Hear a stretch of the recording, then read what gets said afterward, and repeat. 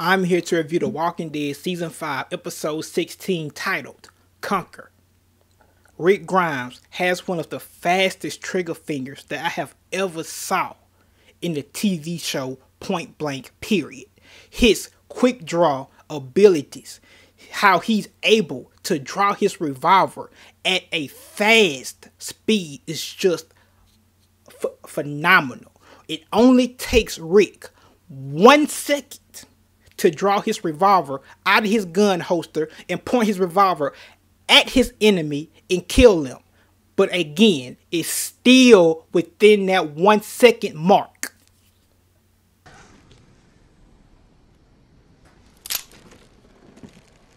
I'm going to remove my weapon. Show that I mean to negotiate in good faith. I'd like. Also, to mention that a revolver is heavy. And also, I forgot to mention this. Rick is so fast, he's able to draw his revolver. He's able to take his revolver out of his gun holster and point it at his enemies, as I just stated, and aim and kill them. But at the same time, it's still within that 1 second mark. And even without Rick drawing the gun out of his revolver and he just taking his gun and raising it up to his opponents or his enemies, it's still within that 1 second. He has at least are one of the best, fastest drawing or quick draw powers that I have ever seen in a TV show. I love this new confident Rick Grimes that we have. He is so confident now, and it's so amazing to me how confident that he is. Now, there's a difference between being confident and being cocky.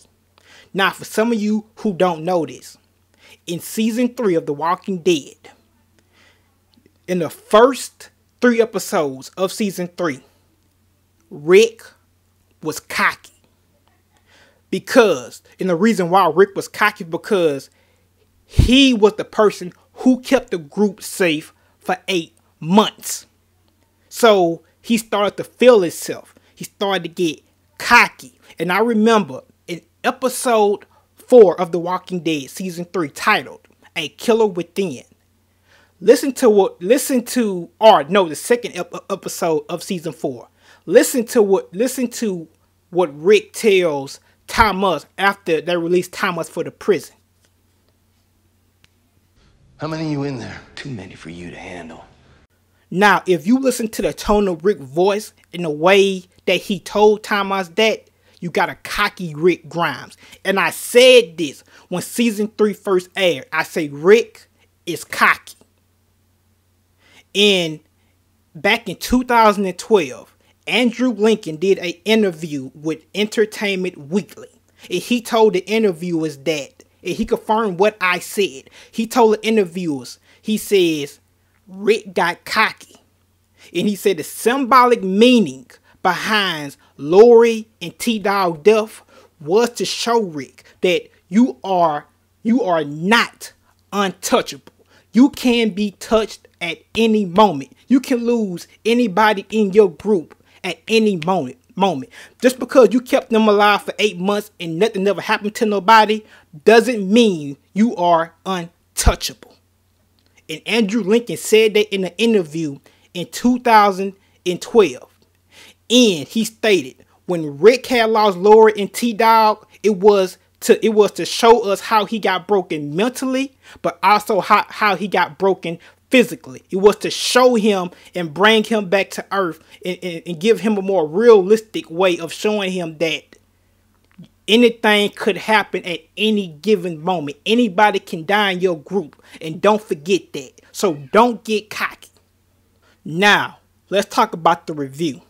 I love this episode, but I did have minor nitpicks. And I love when we first saw Morgan in this episode. Notice when Morgan's sleeping in the car, he has some a bunny foot or a bunny leg hanging on the car. Now notice how he looks at that bunny leg and he smiles, or bunny foot. Notice how he looks at that bunny foot and he smiles, because that bunny foot has hope to it. It keeps him happy. It's kind of like a prayer of when somebody or a religious person keep a cross on them to feel like they're protected.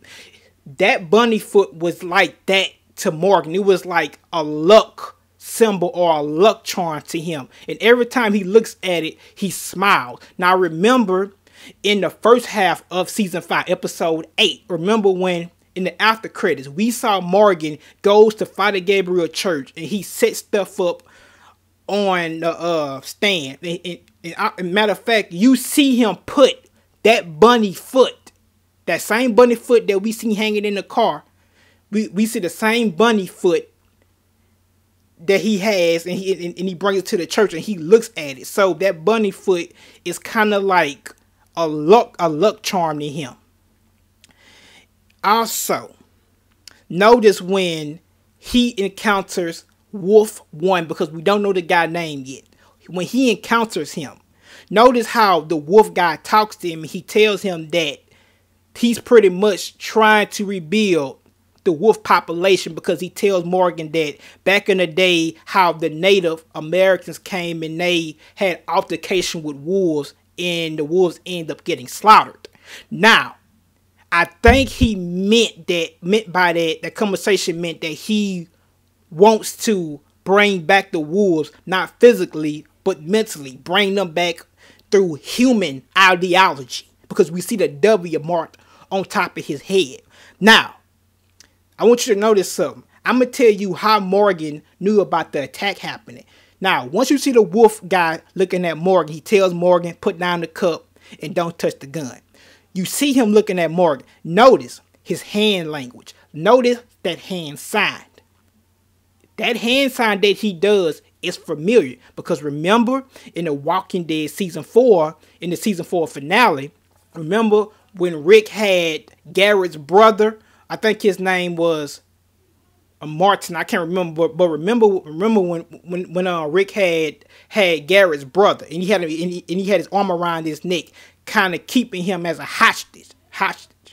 And remember what Garrett does to Rick. He says, Rick, come down. And notice, Garrett does that hand sign. The same hand sign that we saw the wolf guy do. Now notice how Rick sees that hand sign, and we see that hand sign was giving Garrett's mother, Mary, the sign to shoot Rick. But we notice how Rick noticed that sign and he turns around and have Garrett's brother get shot by the bullet instead of him.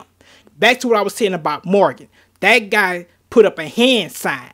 Morgan noticed that hand sign. He was giving the guy behind Morgan the okay to attack him. And notice how Morgan was able to dodge the guy's attack that tried to stab him from behind, because the guy had a knife in his hand. Now, when you talk about that fight scene, I love Lenny James. I love him as an actor. I love this scene. I love how he's spiritual intact with himself now. It's like he can sense danger without actually having it come close to him. It's like his spiritual side is so amazing now. He's a changed man. And I want to know who was the person that he encountered for him to be the type of person that he is now. Because the last Morgan we saw, this Morgan was losing his sanity. He wanted revenge on walkers and humans. He didn't trust nobody. But this Morgan is different. And he also states in this episode that life is pleasure. He actually embraces life and he likes life now. Unlike the last Morgan we saw. And notice when he was fighting the wolves, he was so good with that staff. It got to a point where Morgan wasn't even looking at the other guy, but he was still able to counter his attack. That shows you that Morgan don't rely on his eyesight to help guide him through a battle anymore. It's more deeper than that. It's more like a spiritual pressure in him now. It's like he can sense stuff now.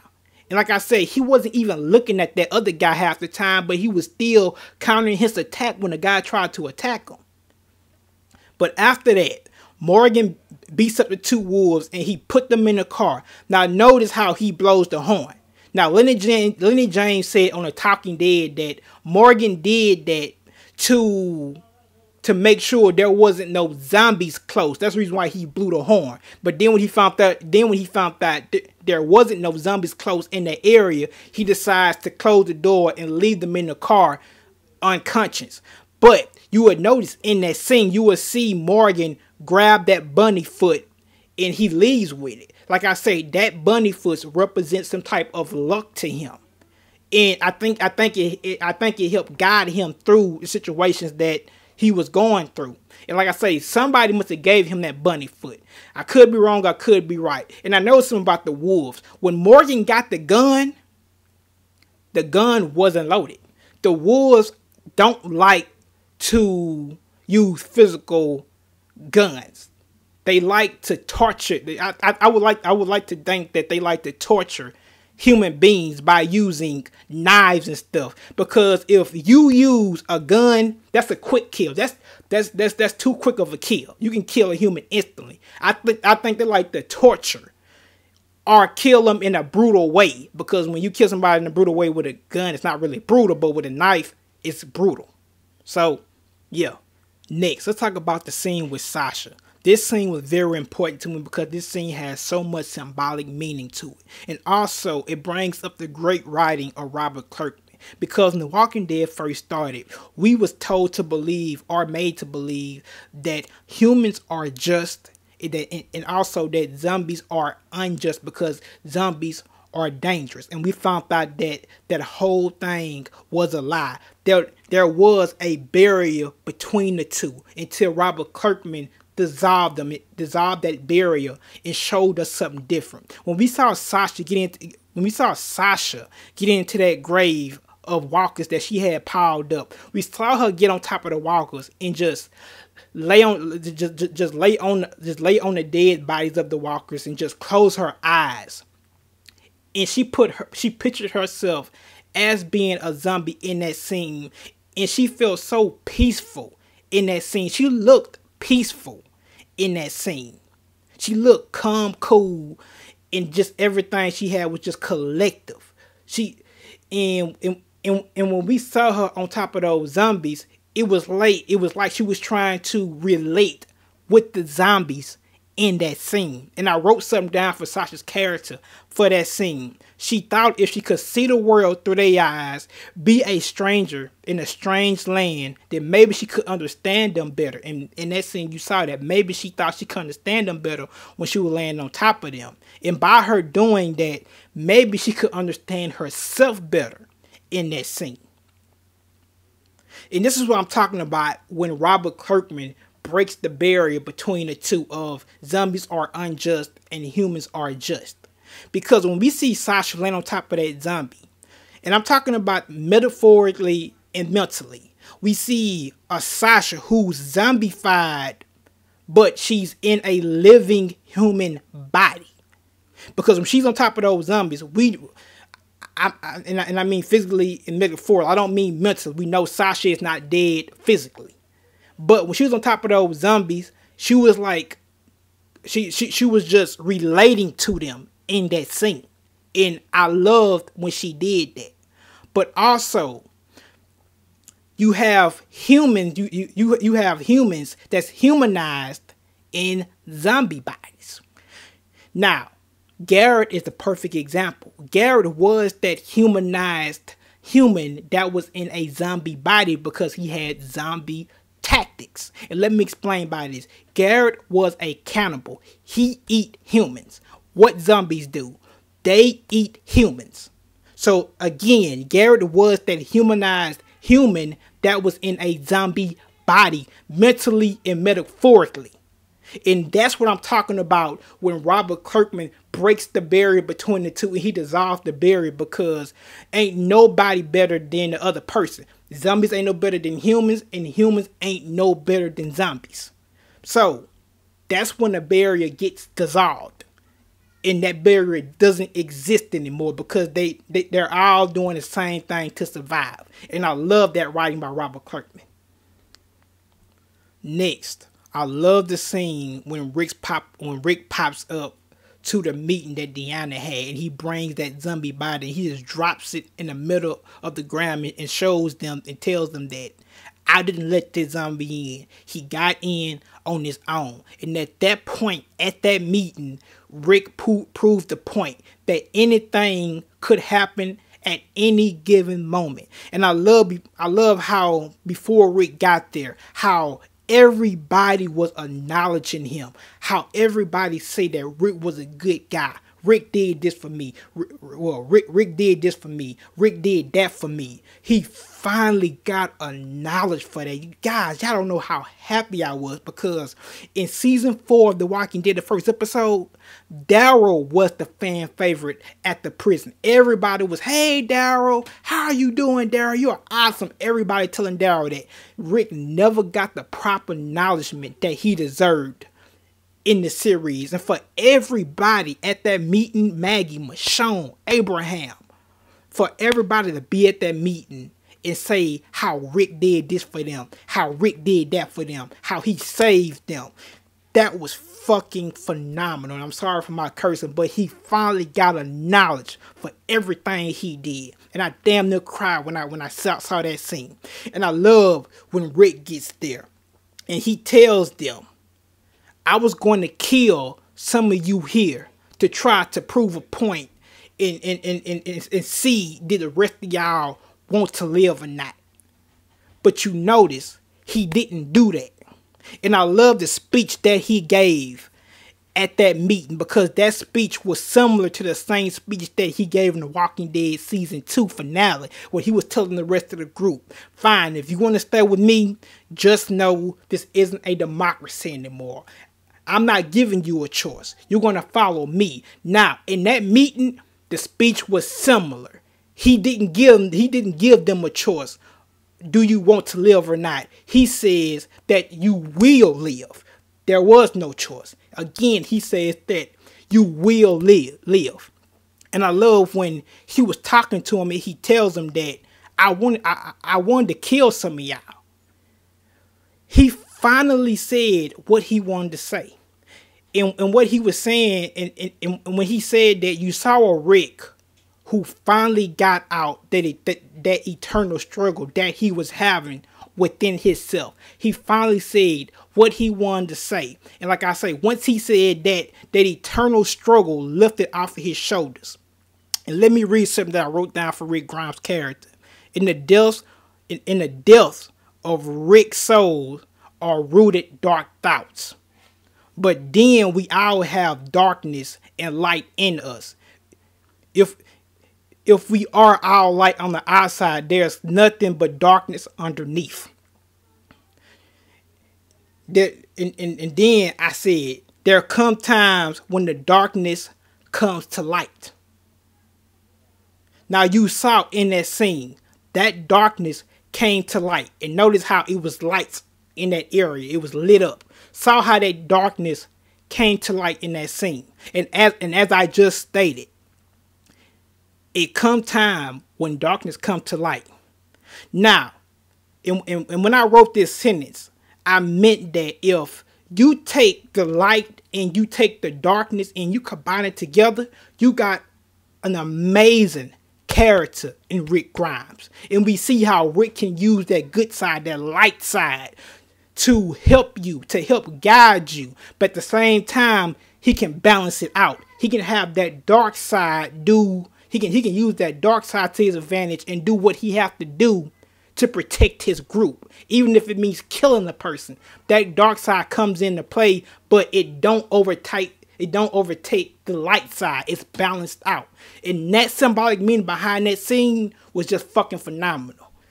Whew, loved it. Next, let's talk about Darrell and Aaron supply run or recruiting run. In the woods, Darrell see a guy with a red poncho. Notice how the poncho is red. And notice we have wolves in this episode. Notice the wolves split the guy's throat that had on the red poncho. What that reminds you of? Little Red Robin Hood. Love that little, could be Easter egg, or maybe I was looking too deep into that scene. But yeah, notice when Darrell and Aaron can't, because another symbolic meaning that was in this scene. Remember when Daryl was trying to look for the guy but he couldn't find them. And then later on, when they was stuck in the car, Darrell and Aaron was talking, and then Aaron says he acknowledged Darrell for how he keep his group together, or how he kept the group together, because he said when it was raining and stuff, you took the group to the barn, and that right there made me acknowledge you.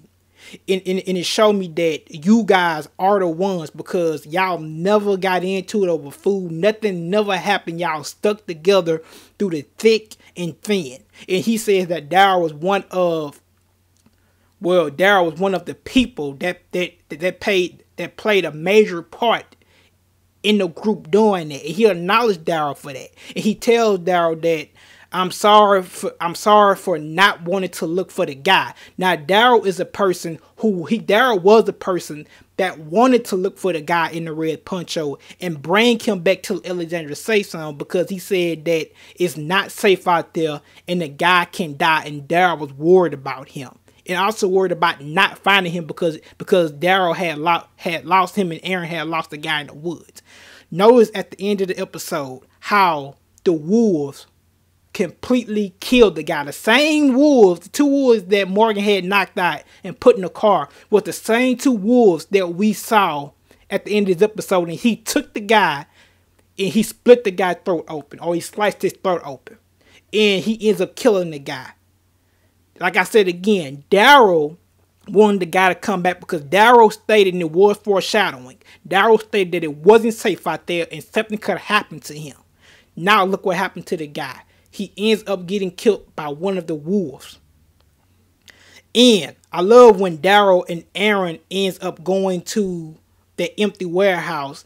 I think it had a lot of fruits supposed to be there in turn. Well, I think it was a warehouse that had a lot of fruits in there. And the trucks were supposed to have those fruits in there in terms of putting the fruits in cans, having canned fruit. They was going on a food run at that point. But the wolves had set a trap up at the warehouse, and it had a whole bunch of zombies hidden inside the trucks. And we see how Darrell and Aaron gets crowded, and they have no choice but to to get into a car and stand there until something happens, or until they escape from the group of zombies. Notice in that scene, I love how they had Darrell smoking a cigarette right next to the window of the car that had a whole bunch of zombies in the window. Notice in The Walking Dead season 3 episode 15 titled This Sorrowful Life, notice his brother Merle did the same thing. Remember when Merle was going to go meet the governor, or pretend like he was going to go meet the governor? We saw Merle in the car outside of a liquor shop. When we see Merle in the car surrounded by zombies, and we see Merle with alcohol, or a bottle of alcohol in his hand, drinking it, while the zombies are looking at him trying to get into the car. Notice in this scene with Darrell, you see Darrell right next to the window of a car smoking a cigarette with zombies trying to get into the car. You know what I'm saying? The scenes was damn near identical, damn near the same. And I love that scene. And Morgan comes and saves the day. I loved it. And I love when Morgan shows Darrell and Aaron the map. You can see that Darrell looks at the map and he sees, well, this guy is telling the truth, because that's the same map that Abraham had. And Morgan wasn't even going to Alexandria safe zone. He was going to bypass it until he found out Rick Grimes was there. Rick Grimes is that hope. He is that will. And he is that determination to Morgan. Morgan knew, if Rick is there, I know I can trust the place, because I trust Rick. Because Morgan wasn't going to that place. He was going to bypass it. Because, like I say, you can't trust everywhere you go to. But when Morgan found out Rick was there, he instantly chose to go. Also, notice when Morgan shows Darrell the map, I'm pretty sure, because a lot of stuff happened off screen in The Walking Dead, I'm pretty sure Rick had told Darrell about Morgan. But I'm pretty sure Rick had told Darrell about Morgan. Because because in season 2 you saw Rick on the radio trying to talk to Morgan. Like I said, also to mention, the crossbow that Darrell has, the same crossbow that Daryl has, Rick got that from Morgan. So I'm pretty sure when Rick had came back from Morgan in episode 12 of season 3 and gave Daryl that crossbow, I'm pretty sure Daryl asked, wow, where you got this crossbow from? And I can see Rick telling Daryl, well, I got it from my friend. His name is Morgan, and we got a lot of ammunition from Morgan too. So I'm pretty sure Rick did discuss Morgan to Daryl off screen. So and that's why I think that Daryl wasn't hesitant about taking Morgan to see Rick at that point. Next, let's talk about the Nicholas and Glenn scene. I loved it because it shows that Glenn is trying to change. And plus, in that scene, they didn't take Glenn completely out of his character. Because when Nicholas and Glenn had an encounter in the woods, Nicholas provoked Glenn to come in the woods because we see Nicholas climbing over the wall. Remember what Glenn told him in episode 15, I believe, or 14, he says, don't you ever go outside of these walls. And we saw how Nicholas provoked Glenn to follow him because he did it on purpose. He climbed the wall in front of Glenn so Glenn can follow him. And Nicholas had this mindset of killed or be killed, survival of the fittest. And he thought that Glenn was a threat, so he decided to take Glenn out first. Or he tried to. So he leads Glenn out there to the woods. And him and Glenn have an altercation. And I noticed how it was nighttime, but yet Nicholas he never returned to the Alexandria safe zone. When they went into the woods, it was daytime. But when we saw Nicholas and Glenn encountering each other again, it was nighttime. And I was thinking to myself, well, you know what? Nicholas know what he did was wrong, and he's scared that something might happen if he go back to Alexandria safe zone, and Glenn gets there. He's going to be scared that Glenn's going to say something, is going to tell Deanna about him, and then so if Glenn tells Deanna about him, he's scared that Deanna might kick him out because of his actions. So I think Nicholas waited out there all night until he saw Glenn so he can finish Glenn off to stop Glenn from telling people at the Alexandria safe zone about what he tried to do to Glenn. But it didn't work that way because Glenn stopped him, and Glenn damn near could have killed him. And in that scene, you saw a Glenn who was struggling with himself to not kill Nicholas. Even though he had every right to do it, he chose not to. And Glenn was thinking to himself, if I kill you, then that means I'm just like you. I'm no better than you. That means I have this mind of survival of the fittest. Do whatever it takes to survive. And I remember what Noah told me. Noah told me, don't let go. And when he told me don't let go, it meant mentally, don't let go of who I am. Because if I shoot you right now, that's not me. And I'm letting go of who I am because I'm getting completely out of my character. So I'm not going to let go of who I am because also Noah told me that. So I want to kill you, but I'm not going to do it because that means I'm going to become you. I'm going to be you. And I'm not going to be no better than you. So that's the reason why Glenn didn't kill Nicholas. And you saw he wanted to, but he couldn't do it. Next, we see Father Gabriel looking like he just got out the witness protection program. Hey, can I go outside right quick? I'm tired of telling. Sure, take a break, Gabriel. Come on. And when he goes outside, we see him go out there and he wants to commit suicide. And even in death, he's a coward because he can't even commit suicide. Talking about snitch. But anyway, he can't even commit suicide. And then I acknowledged him for what he did though, because when he saw that guy suffering, he chose to put that guy down. And that scene was important to me. And I liked it because he had the courage to put a guy down that was suffering, who's going to die anyway. And he chose to do that. And that wasn't easy. It's not easy killing somebody with a rock because it's kind of like personal kind of. Shooting them with a gun is different. It's easy. But when you take a rock and smashing their head to kill them, that's difficult. And I acknowledge him for what he did. And we see him and Sasha have an altercation. Sasha is at this point where she's ready to die. And Gabriel is at this point where he's ready to die. But instead of him embracing himself, but also embracing the stuff that he did, he chooses to throw his blame at other people. Like with Sasha when she got there. He chose to blame her for all the stuff that she did. But although deep inside, what was hunting him was the stuff that he did. And we saw him and Sasha get into the altercation. And Sasha almost kills him, but Maggie stops him. And I see them talking later on in the episode. You see a montage of everybody doing stuff. And you see him and Sasha talking to each other, also with Maggie in there. And also remember, Maggie said Maggie was questioning God too at the same time. So we see people that's dealing with their problems in one room. We see Sasha, we see Gabriel, and we see Maggie. All these characters, three characters that have problems with themselves, are not dealing with those problems. So I definitely see these characters being more likable in the later seasons. I definitely see that happening. It was like a council meeting that they had, all talking about their problems. And I think Sasha finally got over her problem because Sasha wanted to die too. Gabriel wanted to die, but we see them get over that in that final montage of this episode.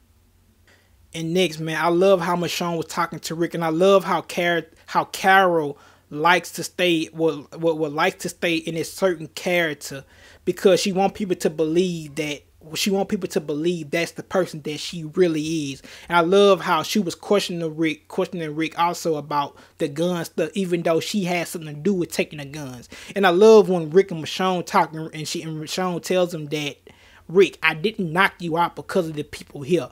I knocked you out to save you. I did it for you. And Rick finally tells her the truth about the gun. And he even tried to give Michonne the gun. She tells him no. Because if something have to go down, I'm with you. But just don't go to the meeting and make something happen. Let it come natural. And when it comes natural, I'm with you. I'm going to get down with you. And that shows you how much she cares about you. Because a true friend will never uphold you in your wrongdoings. And when Rick had that gun pointed at everybody, he was wrong. And Michonne didn't uphold him in his wrongdoings. And she chose to knock him out. But at the same time, she is still loyal to him. A person can be loyal to you, but don't uphold you in your wrongdoings at the same time. If you're wrong, you're wrong.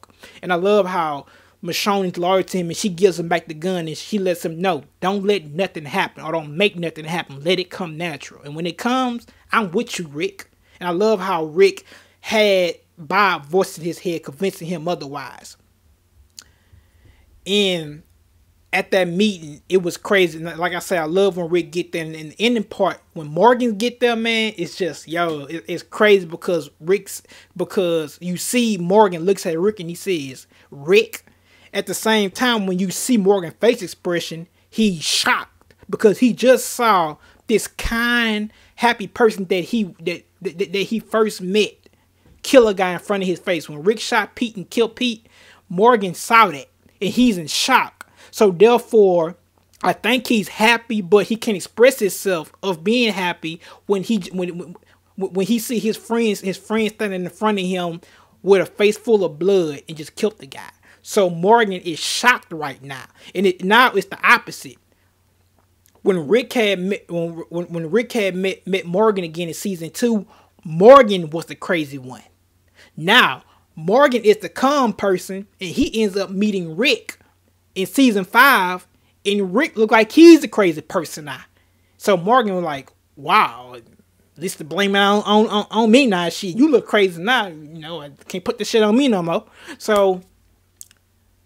Yeah, that was it for that was really all that happened in this episode. In the montage with the wolves and stuff, when Rick says we're going to have to kill them, when he had a speech and he tells everybody at the meeting we're going to have to kill them, we saw the montage of the wolves and we saw one of the guys looking at the picture. So that right there is some foreshadowing. Like I say, when Rick says we have to kill them, and he also says that they would try to use us.